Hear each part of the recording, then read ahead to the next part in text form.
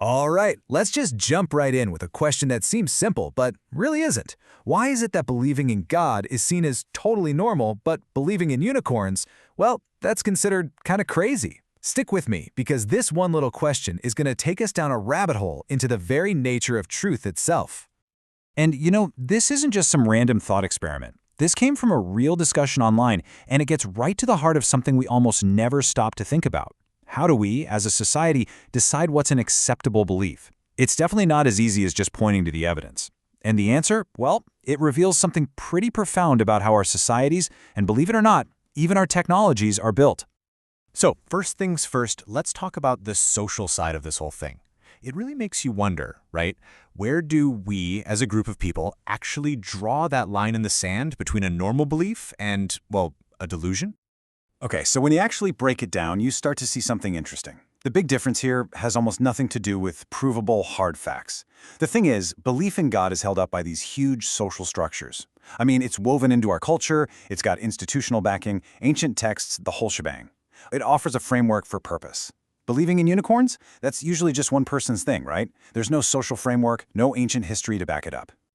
So, what this really tells us is that what we call normal is basically a group agreement. It's a line drawn by consensus, not by cold, hard logic. But here's the twist. What if the problem isn't the beliefs themselves? What if the real issue is the kind of logic we're using to judge them in the first place? This rigid, black or white logic that says something has to be either true or false, sane or insane, with absolutely no room in the middle. And that thought, it leads us to a totally different way of thinking. It begs the question, is there actually a system of logic out there that's designed to handle all this vagueness, this imprecision we see in the real world? Well, you guessed it, there is. Yeah, the philosopher Bertrand Russell was all over this way back in 1922. I mean, just think about it for a second. When does a person officially become tall? When does a room go from cool to warm? Our everyday world is just packed with these concepts that aren't simple yes or no answers. And Russell's big point was that this vagueness isn't some flaw in our language, it's a fundamental feature of reality itself. And this is where something called fuzzy logic comes into play. It kind of grew out of Russell's ideas, and it's a system that basically throws the whole rigid true or false idea right out the window. Instead, it deals in degrees of truth. So a statement can be, 70% true and 30% false. It's a logic system that's actually built for the messy world we live in. And this comparison really gets to the core of it. For centuries, right, Western thought has been dominated by this classical Aristotelian logic. Think of it like a light switch. It's either on or it's off. True or false, 1 or 0, no in between. Fuzzy logic, it's way more like a dimmer switch. It lets you have all those infinite shades of gray in the middle, which gives us a much more flexible and frankly a much more accurate way to describe reality. And this isn't some radical new idea that just popped up. The seeds for this were actually planted way back in ancient Greece with thinkers like Plato.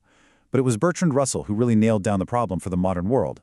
And then, in 1965, a professor named Lofty Zada came along and gave it a solid mathematical backbone with his paper on fuzzy sets. He's the guy who basically built the engine for thinking in grayscale. Okay, get ready because this is where things get really fascinating. It turns out this super modern mathematical system has these incredible deep echoes in ancient Eastern philosophy. It's literally where cutting-edge math meets ancient wisdom.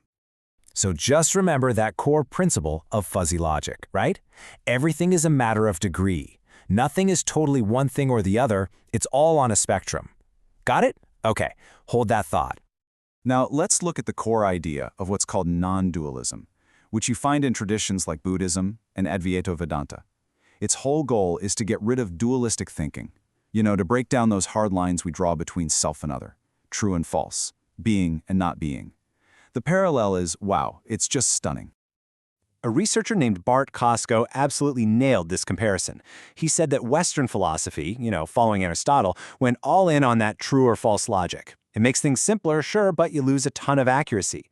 Meanwhile, Eastern philosophies always embrace the unity of opposites, think yin and yang.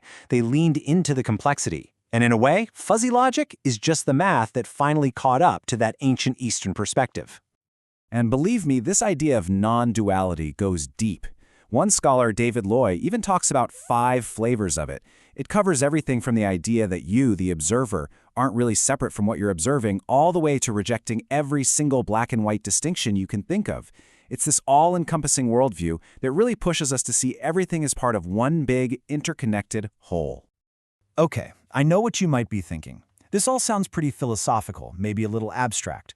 But here's the thing, this fuzzy way of thinking is actually hiding in plain sight.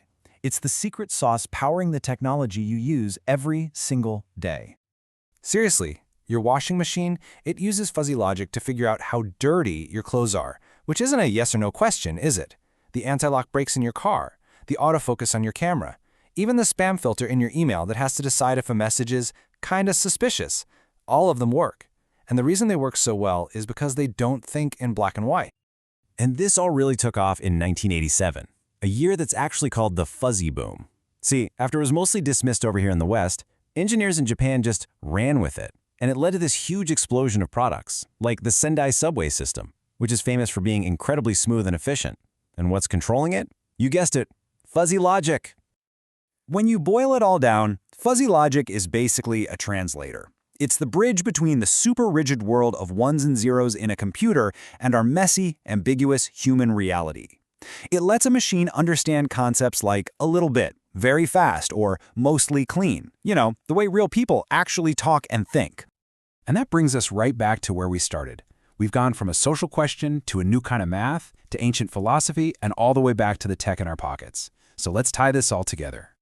Let's ask that first question one more time, but now with everything we've talked about in mind. Where is that sharp, clear line between a sane belief and an insane one? Between what's true and what's not? Maybe the answer is there isn't one. Maybe it's not a hard line at all, but a fuzzy boundary, a spectrum, a matter of degree. And maybe, just maybe, the real delusion isn't believing in one thing or another. Maybe the real delusion is insisting that our complex, messy, incredible world could ever be reduced to just black and white.